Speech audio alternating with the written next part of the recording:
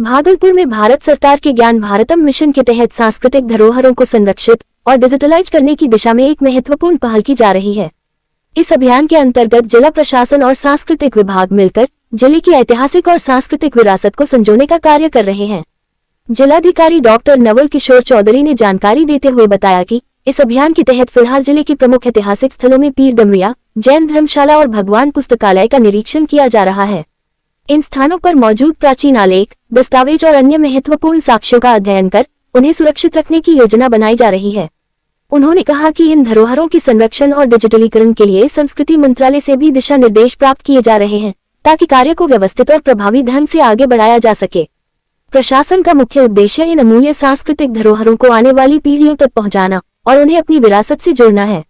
डिजिटलीकरण के माध्यम से इन ऐतिहासिक सामग्रियों को न केवल सुरक्षित रखा जाएगा, बल्कि आम लोगों और शोधकर्ताओं के लिए भी इन्हें सुलभ बनाया जाएगा।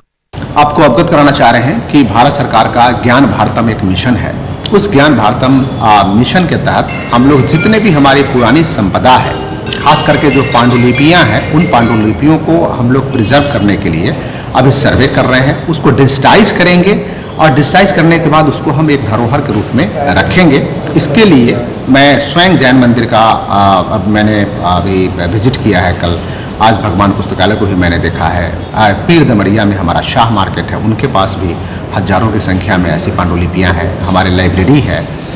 कहलगांव की जो विरासत है, विक्रमशिला की विरासत है, वहाँ भी हम लोग देखने का प्रयास किए हैं, जिसको कि अभी पटना के म्यूजियम में संरक्षित किया गया। इस तरीके से जितने भी विद्वान हैं भागलपुर के हैं, मैं आपके माध्यम से उनसे भी अपील करता हूं कि ऐसी कोई पांडुलिपियां उनकी नज़र में है तो उन पांडुलिपियों को हम लोग स्कैन करेंगे, उनके समक्ष ही स्कैन करेंगे, लेकिन वे स्वयं सामने लेकर के आएँ।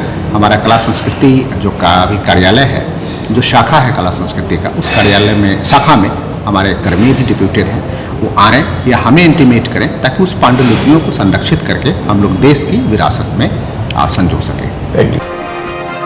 बिहार में सेंट्रल सेंसस को लेकर तैयारियां तेजी से चल रही हैं। इसी कड़ी में भागलपुर जिले में भी जनगणना प्रक्रिया को लेकर प्रशासन पूरी तरह सक्रिय नजर आ रहा है।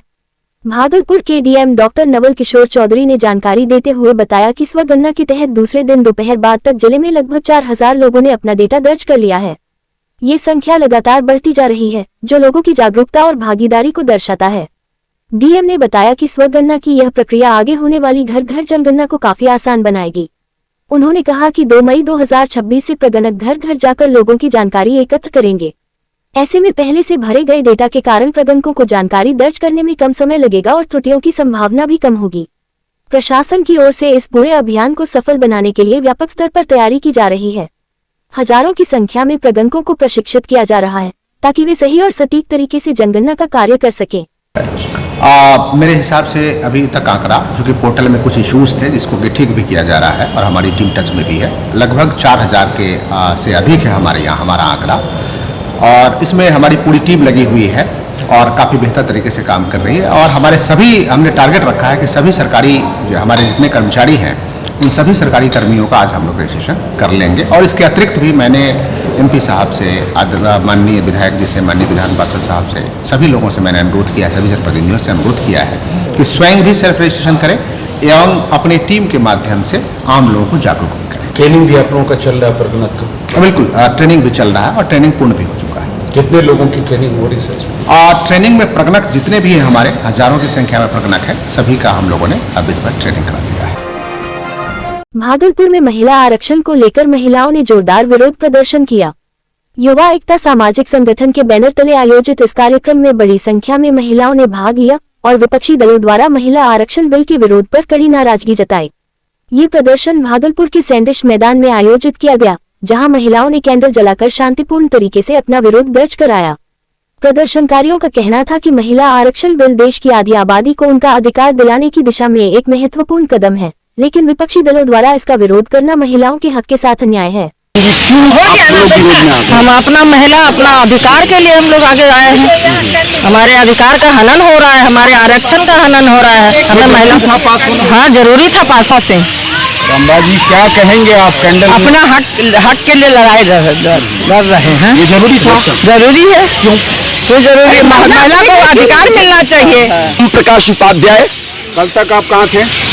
कल तक तो मैं कांग्रेस पार्टी में था, लेकिन राहुल गांधी की विचारधारा, देश विरोधी विचारधारा, खड़गे जी की देश विरोधी विचारधारा और सोनिया गांधी जी का पुत्र मोह ने मेरे को विवश किया कि ये पार्टी देश के लिए हितकारी नहीं बल्कि घृणा का प्रतीक बन चुकी है। आज क्या कर रहे आज हम युवा एकता सामाजिक संगठन के बैनर तले, युवा एकता सामाजिक संगठन के अध्यक्ष ओम प्रकाश उपाध्याय मेरा नाम हुआ, आज हम सभी इस बैनर के तले भारत की नारियों के सम्मान में और कांग्रेस पार्टी के खिलाफ हम लोगों ने आज कैंडल जला करके राहुल गांधी, खड़गे जी, सोनिया गांधी, उनकी पुत्री लाडली पुत्री प्रियंका गांधी और पूरे विपक्षी दलों के खिलाफ भारत में जो भारतीय महिलाओं के आरक्षण बिल जिस तरह से विपक्षी पार्टियों ने गिराने का काम किया, उसको आज हम लोग उसके विरोध। अक्षय तृतीया के शुभ अवसर पर Senco gold and diamond store Bhagalpur में ग्राहकों के लिए विशेष ऑफर एवं आकर्षक उपहारों की होगी बौछार, जिसकी जानकारी देते हुए Senco gold and diamond store Bhagalpur की प्रोप्राइटर रेखा कुमारी ने कहा कि पौराणिक मान्यताओं के अनुसार अक्षय तृतीया के अवसर पर आभूषणों की खरीदारी से घर में सुख समृद्धि बढ़ती है और इस दिन को बहुत ही शुभ माना जाता है। इसलिए अक्षय तृतीया के शुभ अवसर पर भागलपुर वासियों के लिए सेनको गोल्ड एंड डायमंड स्टोर में हीरे के गहने के मूल्य पर 20% तक की छूट और हीरे के गहने की मेकिंग चार्ज पर 75% तक छूट की व्यवस्था, साथ ही सोने के गहने प्रति 10 ग्राम सोने के मूल्य पर 10,000 तक की छूट और पुराना सोना बदलने पर 0% डिडक्शन उपलब्ध है। और इस विशेष अक्षय तृतीया के उपलक्ष्य पर कई तरह के निश्चित उपहार भी ग्राहकों के लिए उपलब्ध होंगे। वहीं मौके पर अग्रिम बुकिंग के लिए भी ग्राहकों की भीड़ देखी गई। अक्षय तृतीया के उपलक्ष्य पर कई तरह के निश्चित उपहार भी ग्राहकों के लिए उपलब्ध होंगे। पहले तो शहरवासियों को हमारी तरफ से अक्षय तृतीया की हार्दिक शुभकामनाएं। हमारे यहाँ ऑफर में आपके हीरे के मूल्य पे 20% की छूट है और हीरे के बनावट पे मेकिंग चार्ज पे अप टू 75% की छूट है। और हमारे यहाँ गोल्ड के प्रति 10 ग्राम के मूल्य पे 10,000 की छूट है। और आप ओल्ड गोल्ड अगर लेके आते हैं, एक्सचेंज करते हैं हमारे यहाँ, तो वो 0 डिडक्शन पे हमारे यहाँ गोल्ड एक्सचेंज हो जाएगा। तो एक बार सभी शहरवासियों से अपील करेंगे कि हमारे सेनको गोल्ड में आए और ऑफर का लाभ उठाएं। अपराध नियंत्रण और सुरक्षा व्यवस्था को मजबूत करने के उद्देश्य से ललमटिया थाना क्षेत्र में सघन वाहन जांच अभियान चलाया गया। डीएसपी 2 राकेश कुमार के नेतृत्व में थानाध्यक्ष दीपक पासवान के द्वारा यह अभियान संचालित किया गया। इस दौरान पुलिस ने 2 पहिया और 4 पहिया वाहनों की गहन जांच की। जांच के क्रम में वाहनों के कागजात, ड्राइविंग लाइसेंस, हेलमेट और अन्य सुरक्षा मानकों की बारीकी से पड़ताल की गई। नियमों का उल्लंघन करने वाले वाहन चालकों के खिलाफ सख्त कार्रवाई करते हुए कई वाहनों के चालान काटे गए। पुलिस ने साफ तौर पर कहा कि यातायात नियमों की अनदेखी किसी भी सूरत में बर्दाश्त नहीं की जाएगी। पुलिस पदाधिकारियों ने बताया कि इस तरह का सघन जांच अभियान आगे भी लगातार जारी रहेगा, ताकि क्षेत्र में अपराध पर नियंत्रण के साथ साथ यातायात नियमों का कड़ाई से पालन सुनिश्चित किया जा सके। ललमटिया थाना में एसपी सिटी शैलेंद्र सिंह ने औचक निरीक्षण कर थाना की कार्यप्रणाली और विधि व्यवस्था का जायजा लिया। इस दौरान उन्होंने थाना के अभिलेखों की संधारण, सीसीटीएनएस प्रणाली और लंबित कांडों की स्थिति की गहन समीक्षा की।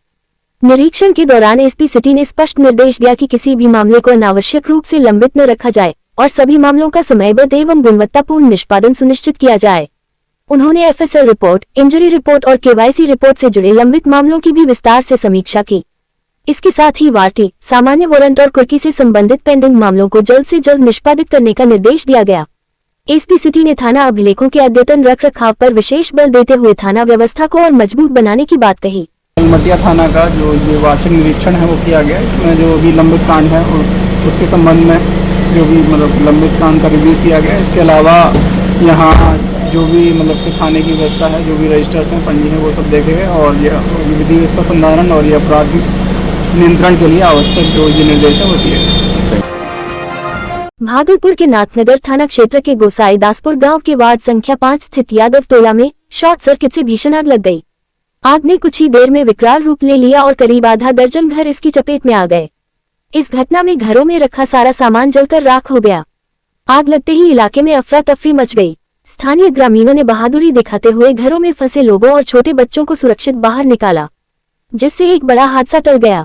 घटना की सूचना मिलते ही डायल 112 की पुलिस मौके पर पहुंची और नाथनगर थाना को जानकारी दी। इसके बाद दमकल की गाड़ियां मौके पर पहुंची और कड़ी मशक्कत के बाद आग पर काबू पाया गया। पीड़ित रामजी यादव ने बताया कि आग में उनका पूरा घर जल गया। जिसमें नकद रुपये, अनाज, कपड़े, फर्नीचर और जेवर सहित सभी सामान नष्ट हो गए। वहीं मिथुन यादव, राकेश यादव, छोटू यादव, उमेश यादव और पंकज यादव के घर भी पूरी तरह प्रभावित हुए हैं।